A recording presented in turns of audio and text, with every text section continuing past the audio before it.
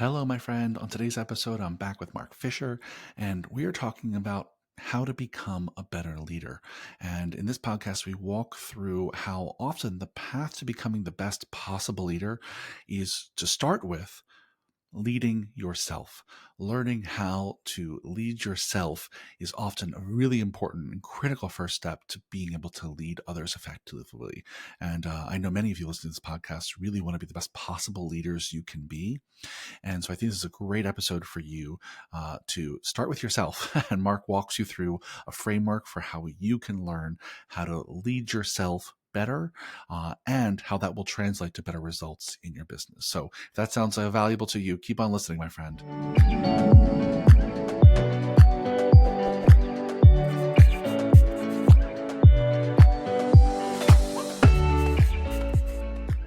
One more thing before we jump into today's episode. For the first time ever, we at Business Unicorns have teamed up with our friends at Perform Better to create something called the Gym Owner Masterclass. And during this live workshop, Mark and Pete are going to be giving gym owners an inside sneak peek at over 30 years combined experience running Cressy Sports Performance and Mark Fisher Fitness, a real peek behind the curtain.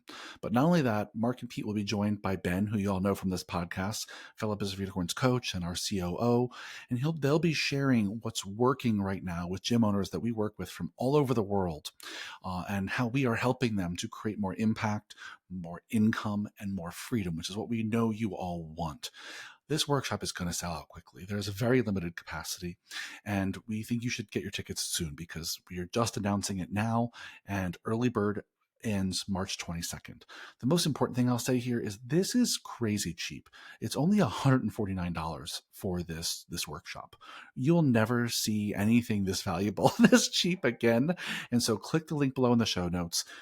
See if you can make it. If you can, it'll be so worth your time. If you do it before March 22nd, you'll save big bucks. So that way, I hope that our team will see you there. And let's go on with the podcast. Hello, fitness business nerds. What's up? Welcome to another episode of the Business Unicorns podcast. I'm stoked today to be here with Mr. Fisher. What's up, my friend? Oh, just listening to my 20-month-old daughter roar like a lion a couple rooms away.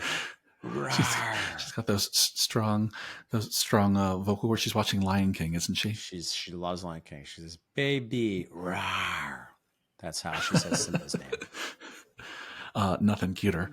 Today's conversation is all about leadership.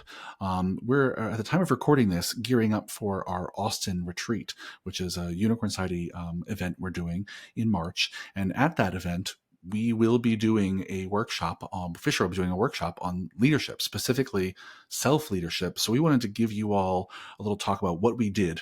This podcast is coming out after that workshop, after that retreat. But we're going to give you a little sense of what happened at our Austin retreat, specifically about how you can improve your ability to lead your team by leading yourself. So Fisher, can you just kind of tee this up a little bit and talk through like what makes this an important skill for our listeners to care about?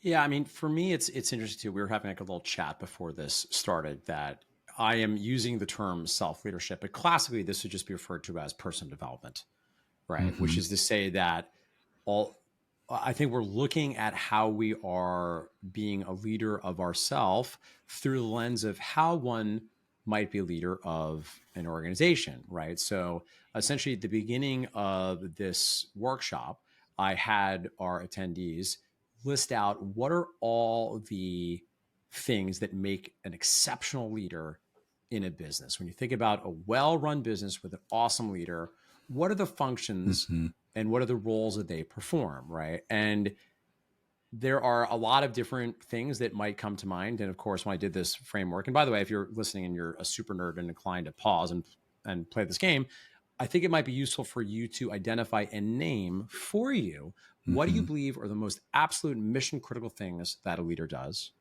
And from there, I invited people to then consider how does that track with the roles that you play for yourself, right? So if you say that a job of leader, for instance, might be casting a clear and compelling vision that's pulling the organization to a bigger future, then the question becomes, okay, well, how are you doing that for yourself, right? Do we have, it's one thing to have a nice, 3-year picture, 10-year, and there's, people do different time frames, but you do want to do this for the business. Obviously, we're big proponents of it. We built part of the whole FU system around that. But on the other hand, obviously, as the gym owner, as the human in charge, you need to be clear on what you want from your life, right? Which has to, of course, include the Hmm. business. But one might argue is larger in some ways because there's elements that are, I think, a very important part of how you're living your wild and precious life that are happening completely independently of the business, right? To give one more example, one of the jobs that a leader does is decide how to allocate resources. So, for instance, Hmm. and I think this is true of any scale business, but it's important to appreciate when you're looking, particularly like larger corporate structures, at a certain point, it's not uncommon for the CFO to become the CEO because at a certain size and scale of business, one of the main things that that leader is doing is just deciding how the money is getting spent. They're sort of allocating Yeah. resources. And as somebody that is the leader of your own life, you are going to decide how you're allocating your resources. And I don't just mean financial, though I do. I also mean how are you spending your time? How are you spending your energy? And are you investing those resources on things that you're going to get a good return? And are you careful and mindful of where you're spending your time, energy, and money on things that are consumptive, things that are perhaps not returning a Hmm. positive return? Yeah. Well, Fisher, I'm going to start by saying, I love this exercise so much because it's helping people do what I think is, one of the core skill sets all leaders need, which is self awareness. Mm-hmm. Right. And so Mm-hmm. sitting down and deciding for yourself, what do I think good leadership looks like in my gym? Like, what do I think are all the traits and characteristics and skills and habits of a good leader? And then assessing yourself on your own list of what you think Yes. makes a good leader is like a perfect example of like a self assessment tool that you made based on what you think is Yes. fantastic leadership. Yes. And I think all of you listening this would probably come up with a different list. I think it's the Mm-hmm. beauty of an exercise like this is that you're measuring yourself against your own values and standards for what you think great leadership looks like. And I think it's a great first step to building self-awareness about how you are doing at excelling or not Yes. in those various areas of leadership. Yes. Yes. Because I think it's true that Yeah. probably every single one of us, there's always room to improve this, right? I don't think anyone's ever probably found the Hmm. optimal place. Then when you do, life has a funny way of always moving around a little bit. So as you modulate in different seasons of life, your priorities, maybe your values won't change necessarily, but your Yeah. life demands different things from you at different times, right? I say that very much as, Yeah. my dad here with like a baby. I have very different demands on my time now than I did 5 years ago. And I expect it'll be very different in another 5 years hence. So I think periodically Yeah. stepping out of your life to really consider, okay, how am I building and investing for like short-term and long-term success? Both, again, not just financially, but also how are you spending your time? How are you spending Hmm. your energy? Where you're giving your attention? I Yeah. think this stuff really, really Well, matters. And you need to be in an ongoing, I think, conversation about this. Well, the other thing I love about this, just the first part of this exercise, right, is that I often, and you and I talk about this a lot, think about leadership as a relational skill.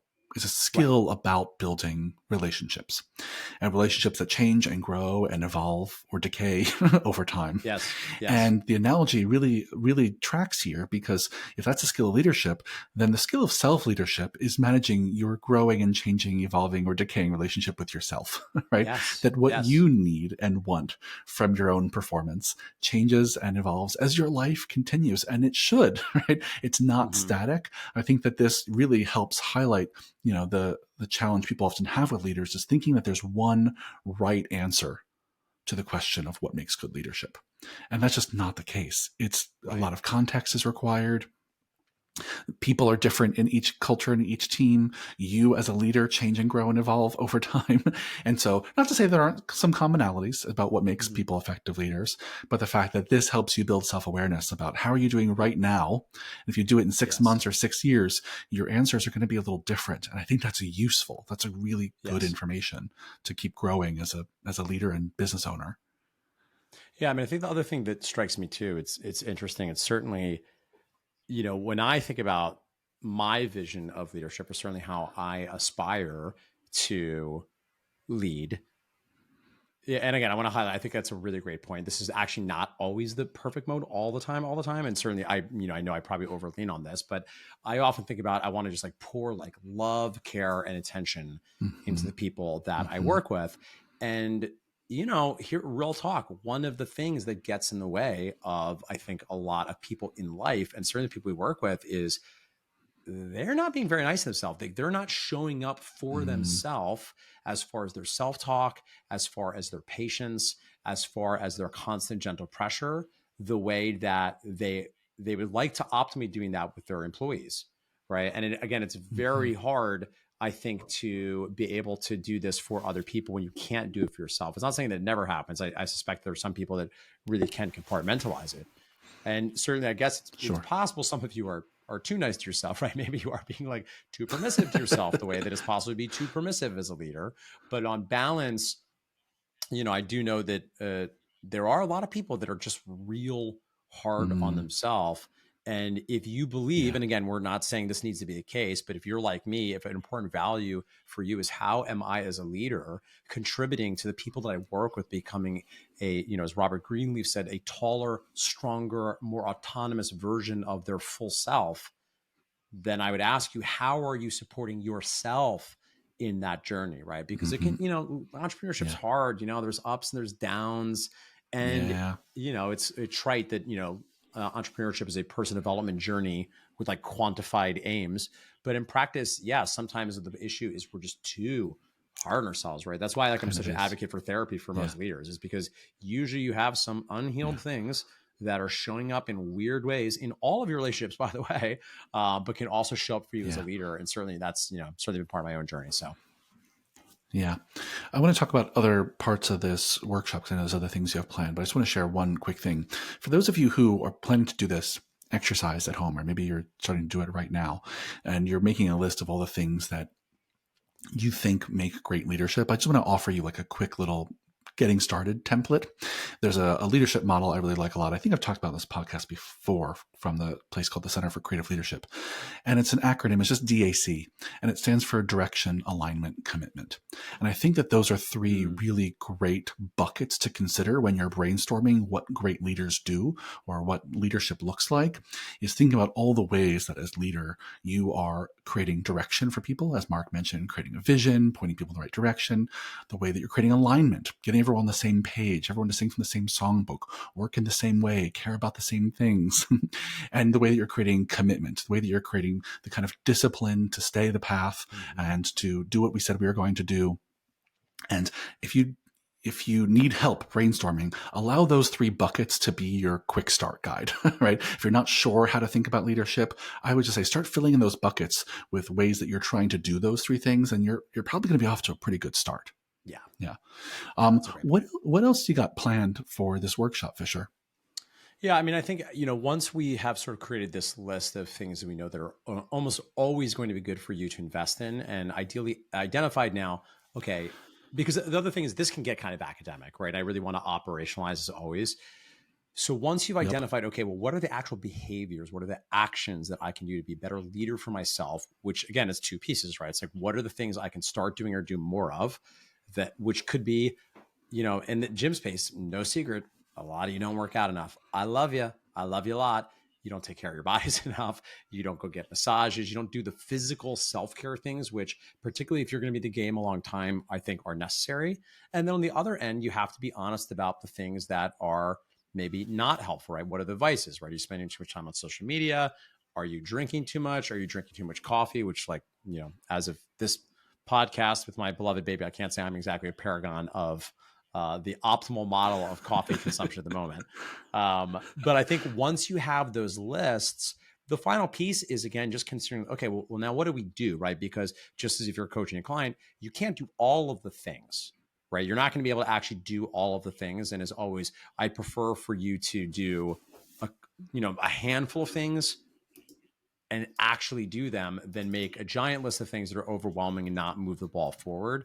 So at the end, what we'll have done is put the pieces together so you're clear on, okay, what has to Mm-hmm. happen in the next 7 days. And if it's something that is a little bit more long term, so let's say hypothetically, I don't know if this is the case, but let's say hypothetically you think maybe this podcast struck something, you're like, okay, I keep hearing about potentially therapy. I know there's some places where I have a disproportionate, unhinged emotional reaction. I can't seem to get myself out of it. I'm self-aware enough to know it's a Yep. problem, but I don't know what to do. Okay, well, then you need to find somebody, right? So to be clear, you might not be able to find somebody this week, but the action step might be, when in your calendar over the next 7 days, are you going to vet Hmm. options, right? Do you have, and this certainly you could Google, I would say that type of resource. Sometimes it's best to get recommendations, is my usual approach. And again, that can look different depending on what the particular item is that you're going to take some action on. And certainly there's, I like habit trackers. It could be one other thing, as a tool that we've used again and again that I think can be useful to manage the maybe the inputs that you want less of. I think that can be a form, or maybe you find some other form of accountability to support you in doing less of this thing that you know that you're doing to a level that is not supporting how you want to be leader for self and invest the limited time and energy and money that you have. Yeah, I think that's so critical. I love the way you described it, Fisher, which is like, once you've done this self assessment about how you think you're doing at the leadership skills that you defined, the next step is, okay, well, what can you do about it? What can you do more of? What can you do less of? And how do you hold yourself accountable to taking those next steps? In some cases, I think, you might be perfectly capable of holding yourself accountable to doing them.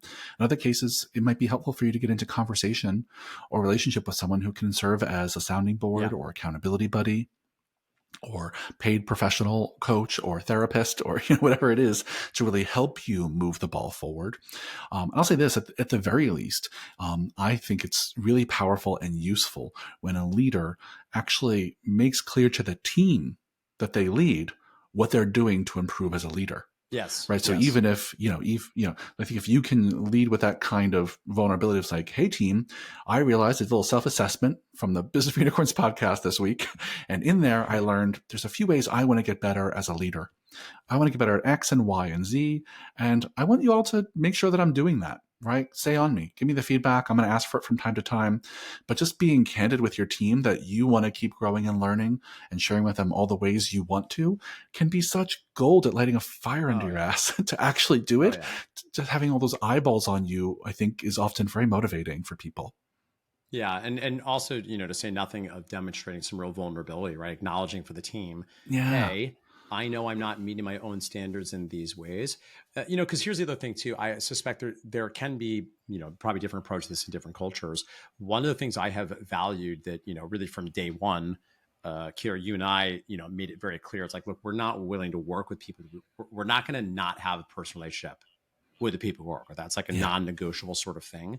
So now, again, I'm certainly not suggesting that you necessarily need to air all of your personal laundry to everybody you work with by any means, but I know Of that the course. people that I have direct relationships with, we are very much committed to each other's success as humans, and I feel very Hmm. comfortable and seen in those settings if there's something going on personally. I know I've chatted in previous podcasts about some of the challenges I had over the fall, where I was like, this is, I'm dying, I'm drowning Hmm. here, which it was sort of professional, Yeah. but also was like kind of personal because it was a personal cost on my poor professional decisions. And yeah, I think like that can actually bring you closer with the people you're working with, and also Hmm. model for them that it's okay for them to be a full human with you. And my assumption is, if you're listening to the podcast, I can probably assume you're probably not someone that is, shy about being Hmm. human with the people that you work with, and you probably are also committed to Yeah. their success as a human, which, by the way, even if you're like a Machiavellian capitalist, is going to serve the business if they're happier and more fulfilled in whatever it Hmm. is they're doing. So that's, maybe another potential takeaway here is potentially this could be a thing you could facilitate as like a micro workshop, even if you have a small team, which also is going to send the message, hey, I care about you as a human, and we have certain roles that we play here and certain goals we share for the Hmm. organization. And hopefully we have, hopefully we have a commitment to support each other to live the life we want to be Hmm. living and reach our potentials as humans in service of this larger mission, which will include things that happen outside the business. Yeah. Yeah, beautifully said. I think it's a great place to leave it. I can even see how this could turn into like a 360 feedback situation for leaders as well, Yeah.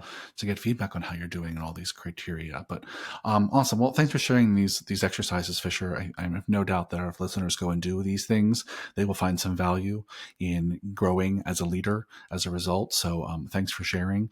And dear listeners, if you haven't yet, like I said at the beginning, go follow us on Instagram. We're doing great shit over there. So go click the button down in the show notes and follow us today. Thanks for a great conversation, Fisher. I'll see you on the next one. Bye.